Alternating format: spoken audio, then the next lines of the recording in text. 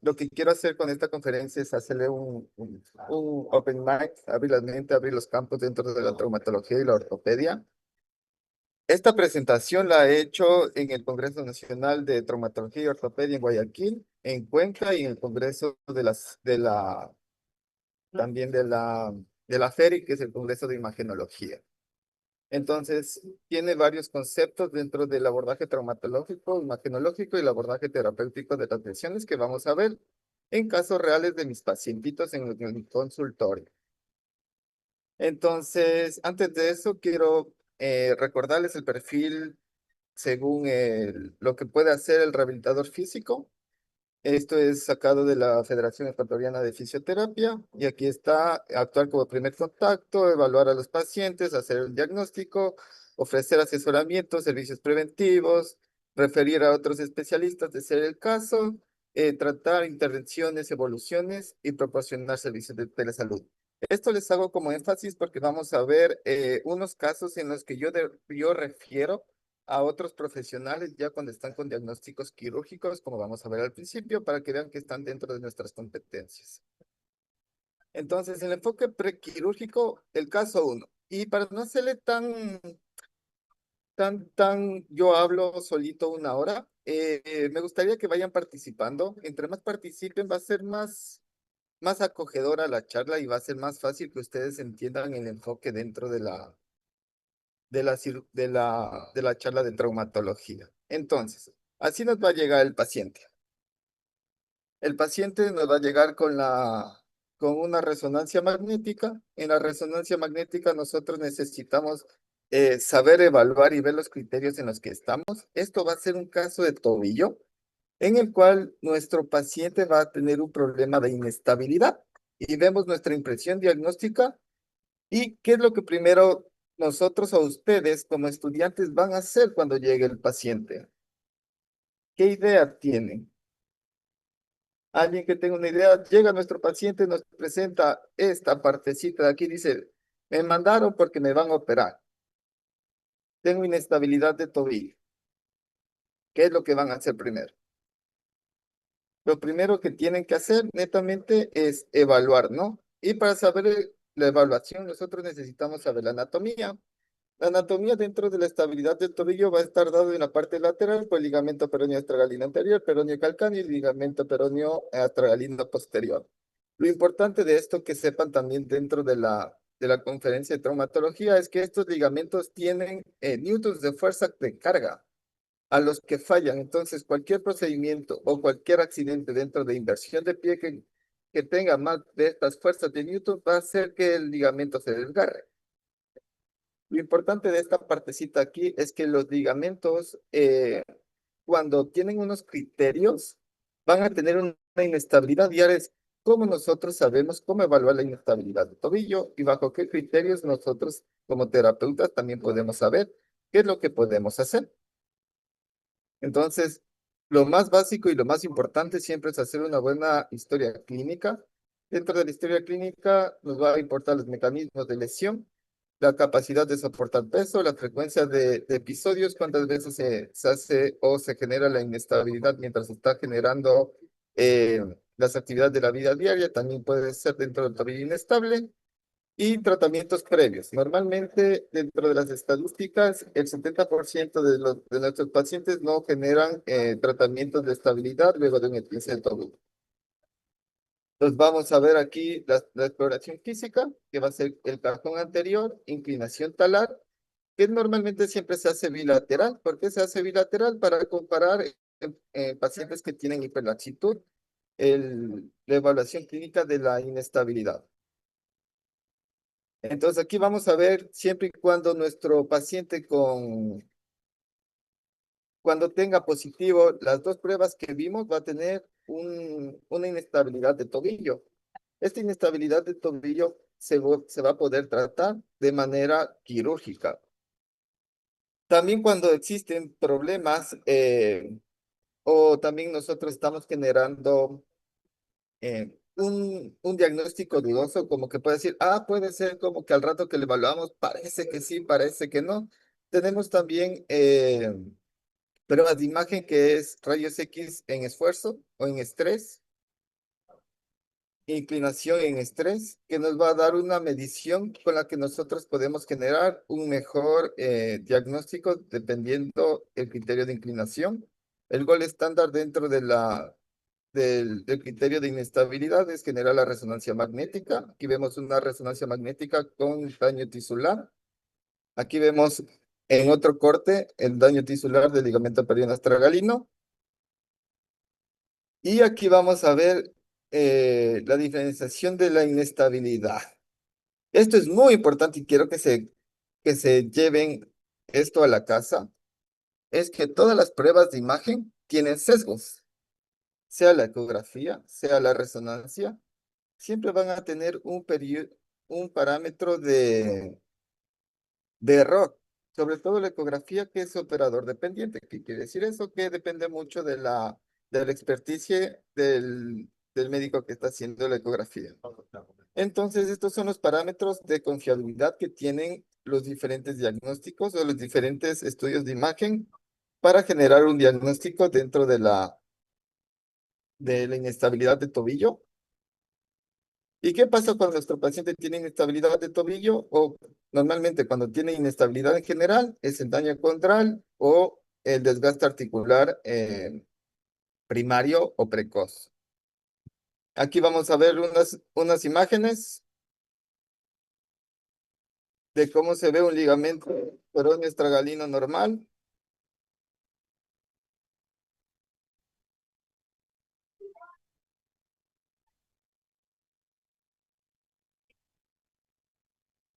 Ahora vamos a ver un ligamento patológico cuando se está haciendo la prueba de cajón.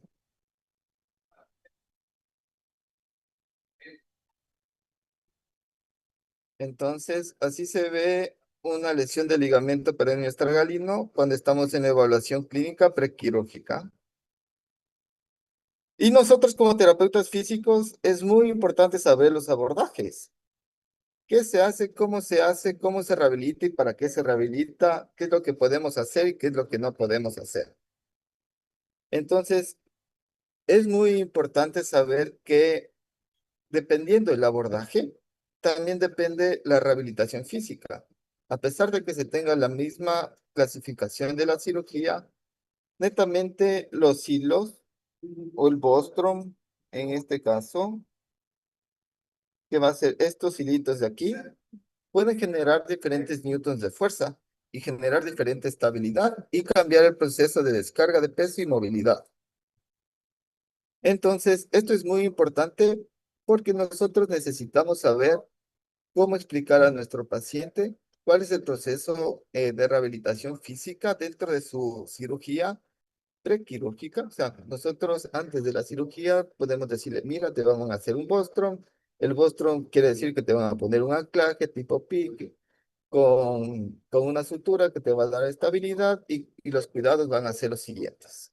Entonces, también recuerden que es muy importante el nivel de confianza que tenga el paciente hacia el terapeuta para la adhesión al tratamiento, ¿no? Entonces, entre más nosotros sepamos del tema, mejor va a, a captar la información el paciente y mejor va a ser la adhesión al tratamiento. Entonces, así se ve el Bostrom. El Bostrom es netamente una ancla tipo PIC, es un tornillo biodegradable que se va a hacer una estructura dentro del tobillito y va a generar de nuevo la estabilidad para no hacerles largo la partecita. Y esto es muy importante.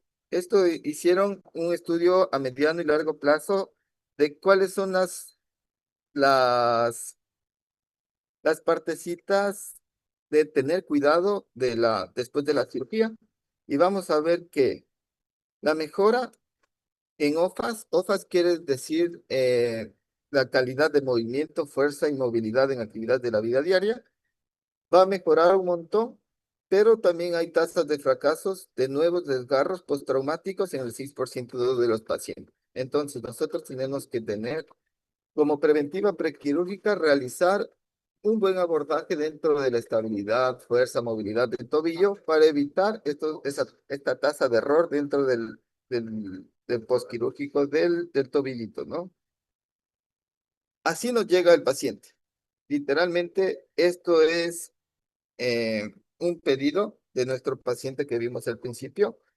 Y este papel, yo le pongo esta orden médica, no conlleva todo el proceso clínico anterior, ¿no? Esta partecita no conlleva o no hace énfasis en todo el procedimiento que vimos dentro de la evaluación clínica, el estudio de imagen. Y netamente, yo siempre le recomiendo reevaluar. Reevaluar a nuestros pacientes, tener un criterio dentro de qué nosotros vamos a hacer dentro de nuestra terapia y generar nuestros planes de tratamiento dependiendo de la especificidad del caso. Entonces, el punto de esto es que esta orden nunca va a captar o nunca va a generar un resumen clínico como debería ser para tener un trabajo multidisciplinario, como siempre se lo menciona, de óptima manera. Entonces, aquí está un caso 2. Y quiero que también vayan leyendo. Y este paciente es también un caso prequirúrgico que llegó a mi consultorio. Le iban a operar del menisco. Ya estaba con cita para la cirugía meniscal. Y llegó y le hicimos tal cual, la misma valoración que hicimos en el tobillo. Vimos que en este caso el paciente no refiere traumas directos ni mecanismo de lesión de rodilla y todas las pruebas semiológicas salen negativas. Entonces, por eso es mi énfasis de poner arriba, no tratamos imágenes, sino tratamos pacientes. Porque, como les comentaba, la resonancia magnética tiene sesgos y no puede ser específica dentro de la clínica. Y lo más importante para tratar a nuestros pacientes es la parte clínica, mecanismo de lesión y el, la, la forma en la que presenta la sintomatología. Dicho esto, nuestro pacientito entró con la orden prequirúrgica de hacerle fuerza, movilidad y estabilidad para generar mayor room de la rodilla, pero al hacer la revaluación vimos que todas las pruebas salen negativas y mi tratamiento fue interconsulta con reumatología porque le mandé a hacer exámenes de sangre y vamos a ver que en los exámenes de sangre, al rato que le hicimos, sale el ácido úrico elevado, ¿no? Entonces, esto también es un enfoque para que ustedes comprendan que no todo dolor articular tiene que ver con daño estructural dentro de la rodillita, que se rompió el menisco, que se rompió, que está con la condromalacia, que está con distensiones, sino también que hay enfermedades sistémicas que generan inflamación, como en este caso es la gota, ¿no?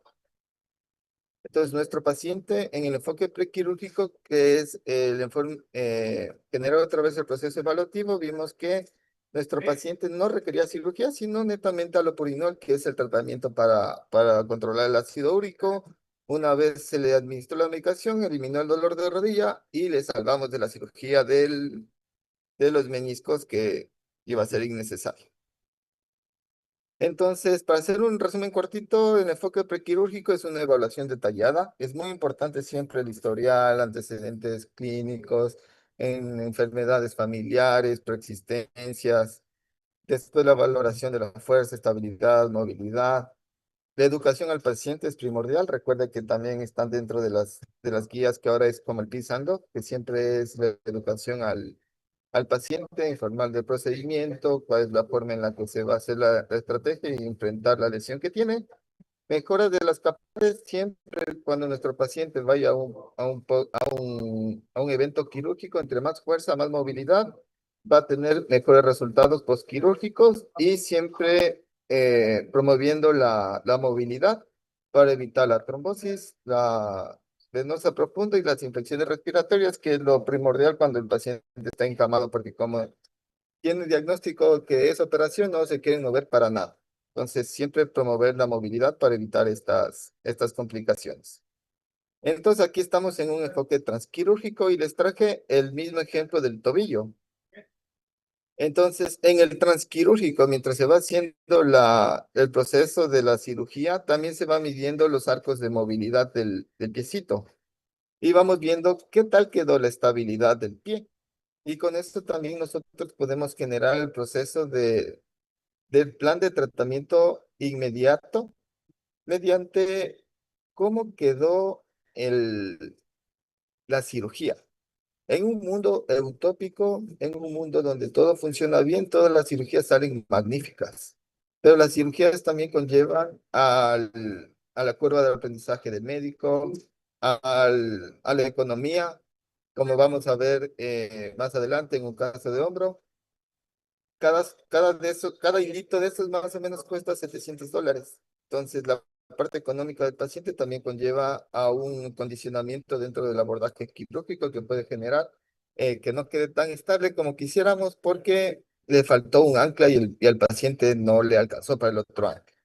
Entonces, son realidades que pasan, son realidades del Ecuador y son abordajes que deberíamos nosotros como terapeutas saber para saber cómo abordar el proceso postquirúrgico, ¿no? Entonces, la importancia de nosotros estar como observadores dentro de la cirugía es tener siempre una mejor información. Es cumplir el rol en todas las fases, pre, trans y postquirúrgicas, para nosotros estar dentro del proceso, saber cómo estuvo, cómo va a estar y cómo se espera que esté, dependiendo del proceso quirúrgico. A nosotros saber qué se hizo, cómo se hizo, para qué se hizo, con qué material se hizo y cuál fue el abordaje y cuál va a ser las complicaciones de ese abordaje quirúrgico, podemos mejorar la aceleración y la recuperación del postquirúrgico y la inclusión del terapeuta físico va a ser un mejor desenlace quirúrgico. Vamos a ver aquí también está, esto es una artroscopía para que no lo hayan visto, es una artroscopía de rodilla. Entonces, acceder a la información de qué pasó en ella, qué se hizo, cómo se hizo, qué se hizo en el menisco, cuánto del menisco se pudo remover, cuánto del menisco se suturó. Es diferente una lesión de raíz meniscal o una lesión del cuerpo. Entonces, hay restricciones específicas. De ejemplo, ahora las raíces meniscales con suturas no reciben descarga de peso, pero las de cuerpo sí pueden recibir descarga de peso, pero también depende de la fuerza en newtons que tenga la sutura meniscal. Entonces, en la fase posquirúrgica, tal cual les traigo otra vez el proceso y el ejemplo de la orden médica. Y ahora yo les pregunto, con todo lo que vimos al principio, ¿ustedes piensan que esta orden médica contempla todo el contexto clínico del paciente, todo el proceso transquirúrgico, cómo quedó, qué se hizo, qué se puede Comprendo. hacer? Entonces, es algo que yo les pongo a pensar, eh, que esto no siempre es suficiente, ¿no? Hay, hay cirugías que necesitamos mucho más información para saber cómo es el abordaje. Después, nuestro papel fundamental dentro y lo más común es el posquirúrgico, ¿no? Entonces, en el posquirúrgico nosotros, para hacerle de manera facilita, la he dividido en manera inmediata, intermedia y tardía. Pero dependiendo de la bibliografía, ese se divide en muchas formas más, en muchos abordajes más, pero lo importante de esto es, entre más información nosotros tengamos, mejor va a ser la manera inmediata de cómo controlar el dolor y qué tipos de ejercicios puedo o no puedo hacer dependiendo la estructura y la estabilidad lesionada o cómo quedó la estabilidad de la patología. En este caso estamos hablando de una rodillita, estábamos hablando del tobillo, entonces es importante saber cómo quedó, qué abordaje se hizo, cómo se hizo y para qué nosotros necesitamos esta información para generar una mejor planificación del ejercicio. Entonces, dentro de esto hay un estudio chiquito que se hizo para hacerles de forma corta dentro de este estudio, se permitió al terapeuta físico entrar como observador clínico. Para tener la información se dividió en dos grupos, en grupo A, grupo B, que en el A el terapeuta entró al quirófano y esto va a ser en pacientes de cirugía de hombro. Entonces vimos que en el grupo A el paciente tuvo mayor satisfacción, mayor fuerza y mayor control motor dentro de la cirugía de hombro. Entonces, esto también es una partecita chiquita, aún necesita mayor evidencia científica para respaldar o más estudios para respaldar estos resultados, pero nos implanta una base de que al nosotros saber el abordaje quirúrgico va a tener mejores resultados. Entonces aquí les traigo otro pacientito más. Esperen un segundito. Es una ruptura de supraespinoso con la doble Con la doble configuración en fila. configuración en fila. Eh, ¿Algo? Allá. Entonces, lo importante de esto es saber que la doble configuración en fila tipo PIC es la configuración más estable del hombro para reparar el tejido dañado. Entonces, vamos a ver en la imagen de la izquierda, vamos a ver cómo es el proceso de colocación de suturas. En la imagen de la derecha, en la A, vamos a ver la ruptura del supraespinoso y en la imagen de ruptura B vamos a ver cómo es la configuración en dos filas, generando una mayor estabilidad. ¿Y para qué nos sirve esto? Para nosotros saber qué movilidad puede hacer nuestro paciente. Entonces, para nuestros colegas que han hecho posquirúrgico traumatológico de hombro, saben que normalmente les saben mandar 30 días con el cabestrillo para que recién trate de mover, pero sabiendo que esta configuración es la más fuerte con el mejor material y ya vamos a ver la diferencia dentro de las fuerzas que pueden ejercer o puede soportar el material. Mi paciente a los 30 días ya completa arcos de movilidad.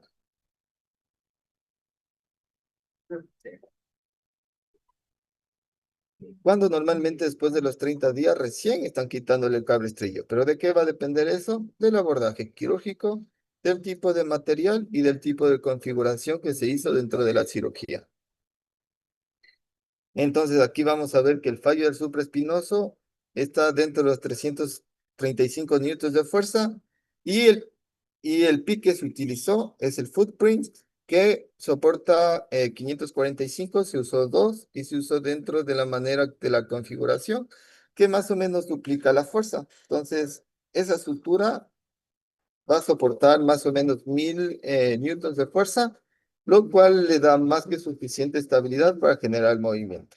Pero como ven, hay diferentes formas de pick. O sea, a pesar de que sea el mismo hilo, hay diferentes estructuras o diferentes fuerzas que pueden soportar estos hilos.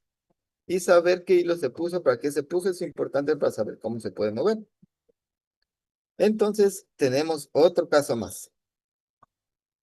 Es un paciente con injerto de peroneo lateral largo de lesión de LCA. Entonces, vamos a ver. Vamos a recordar que las configuraciones del LSA puede ser que el injerto se saque de los isquiotibiales, puede ser que el injerto se saque del cuádriceps, puede ser que el injerto se saque del peroneo lateral largo, ahora están haciendo injertos del recto femoral. Y esto se llama cirugía de Lemier, es cuando tenemos asociada a ruptura de LCA más inestabilidad medial o lateral del tobillo, o sea, es un refuerzo de los ligamentos, que también es una de las variantes de la misma cirugía de LCA, dependiendo la estabilidad. Y esto es lo que yo les pregunto a ustedes, a ver si alguien conoce. Es muy importante la medida del injerto. Muy importante, porque entre más ancho y más largo sea el injerto, más newtons de fuerza soporta dentro de la actividad física. ¿Saben ustedes cuánto debe medir mínimo un injerto de LSA para que sea un injerto que va a generar estabilidad. Les dejo de deber. También sería otra pregunta, ¿cuál injerto es más fuerte? ¿El del cuádriceps, el del isquiotibiales, el del peroneo? ¿Cuál injerto tiene menos probabilidad de relesión? Entonces, dentro de los mecanismos que se va haciendo, también es importante saber cuáles son las complicaciones más cotidianas que se van a encontrar en el procedimiento quirúrgico. Y cuando se saca de los isquiotibiales, adelantarles un poquito, se pierde la fuerza en flexión y se hace inestabilidad interna de rodilla. Cuando es de cuádriceps, en el de cuádriceps genera contromalacia y fuerza extensora. Y cuando es del peroneo lateral largo, no hay diferencias en el OFAS. Recuerdan que el OFAS es cómo se mide la movilidad, la estabilidad y la fuerza. Entonces no hay diferencia significativa entre un pie y el otro. Entonces normalmente yo cuando tengo a mis pacientes les sugiero a mis colegas de traumatología que a mis pacientes les saquen el injerto del peroneo lateral largo para hacer el procedimiento quirúrgico, porque no hay diferencias significativas en la función del pie comparado al pie sano. Y aquí está la evolución de mi paciente a los 7 días, del tobillo. Recuerden que le sacamos el injerto del tobillo,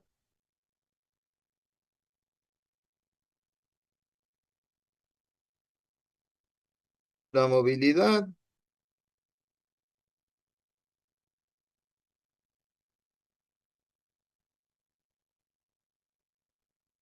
la movilidad.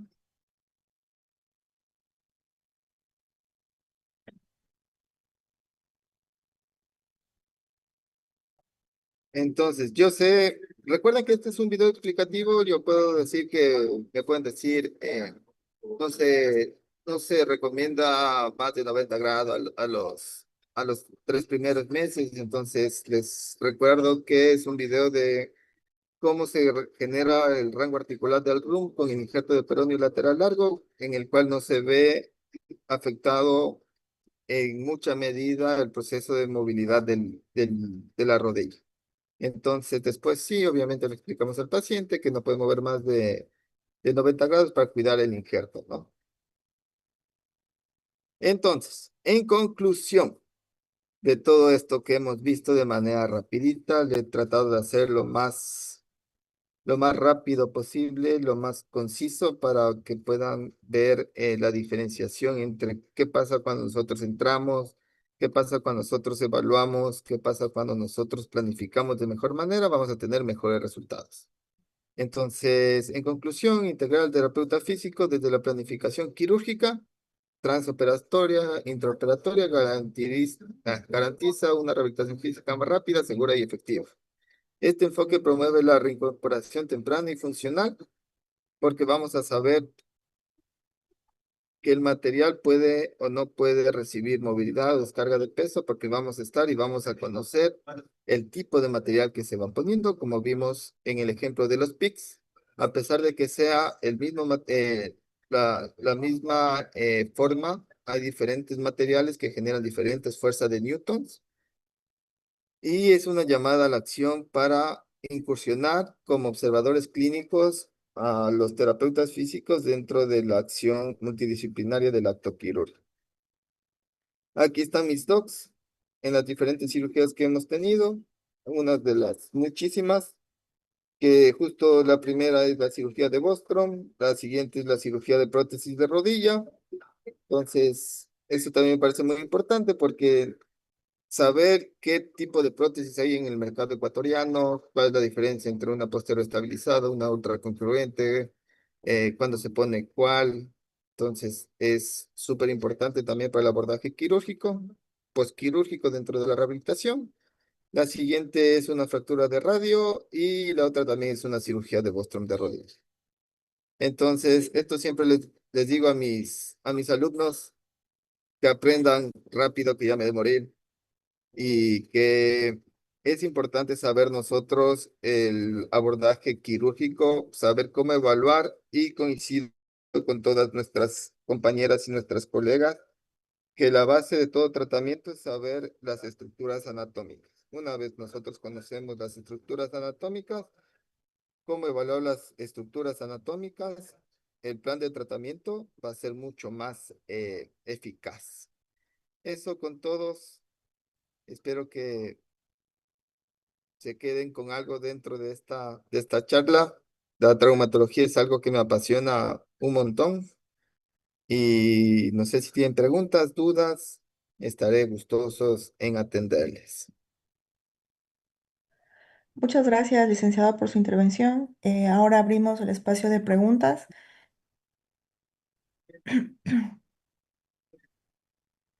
Nos llega una pregunta de Milena Brito.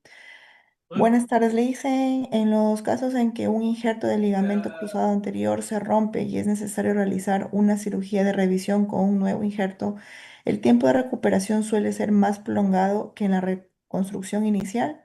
¿Qué No. factores influyen en la duración y el éxito de la recuperación? Ah, muy bien, qué buena pregunta, qué crack. Va a depender muchísimo en qué periodo de tiempo se rompió, porque recuerden que el injerto necesita una tunelización. Entonces, para que el túnel femoral y el túnel tibial generen una consolidación, más o menos se recomiendan unos 6 meses.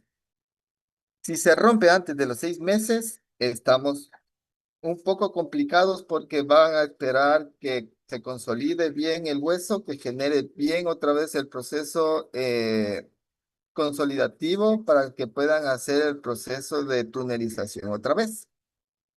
Entonces, en ese contexto clínico va a depender en qué ámbito se rompió, o sea, en qué periodo de tiempo. Recuerden que la vuelta al ejercicio está contemplada después del año con una incidencia de reelección del 2,5%.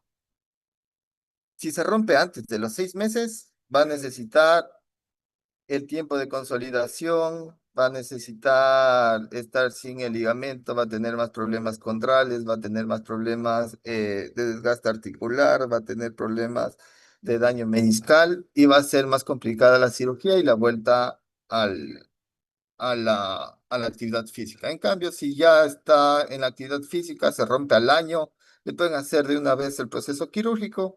Lo que se cambia es netamente la guía, sería el ángulo del túnel para que no coincidan mucho y después netamente se mantiene igual el proceso quirúrgico. Entonces, en resumen, depende en qué etapas se vuelve a romper. Muchas gracias. Por interno tengo una pregunta. ¿Cuáles son las responsabilidades claves del fisioterapeuta en cada fase del proceso quirúrgico?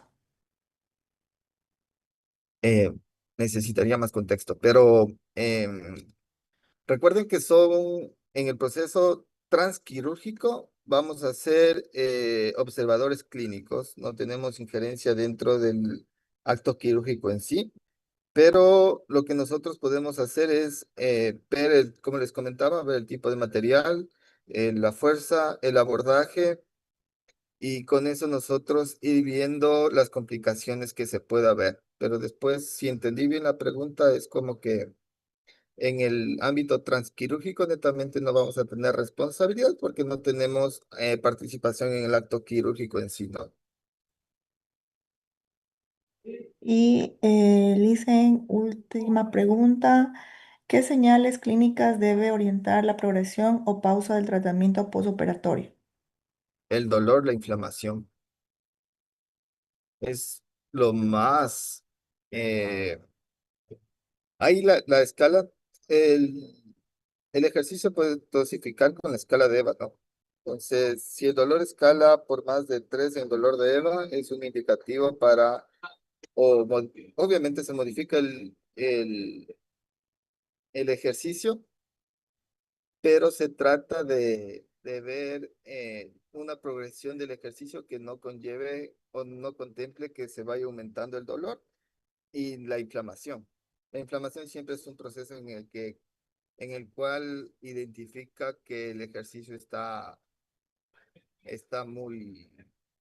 muy fuerte para nuestros pacientes. Yo creo que son las dos partecitas más, más fáciles de ver en la parte clínica. Después hay las complicaciones que puede ser en una inestabilidad de una pseudoartrosis, que puede ser falla de las placas del material de osteosíntesis y otras cosas que son un poquito más específicas, pero como recomendaciones se queden con que el ejercicio no genere más inflamación y que no genere más dolor. Y eso va a ser muy efectivo para planificar el tratamiento y las progresiones. Agradecemos al licenciado Julio Andrés Bedoya Lara por su valiosa conferencia sobre la integración del fisioterapeuta en el proceso quirúrgico ortopédico y traumatológico. Su intervención destaca que la recuperación funcional inicia antes del acto quirúrgico y continúa con una planificación segura en las fases trans y posoperatorias. Este enfoque fortalece el trabajo en equipo y permite reducir riesgos, optimizar resultados y acompañar mejor al paciente. Expresamos nuestro sincero agradecimiento al licenciado Julio Andrés Bedoya Lara, magíster, por compartir sus conocimientos y experiencias con todos los presentes. Su intervención aporta elementos relevantes para la formación académica, la práctica profesional y la reflexión permanente en fisioterapia. Muchas gracias por su intervención, licenciado. Muchísimas gracias a ustedes.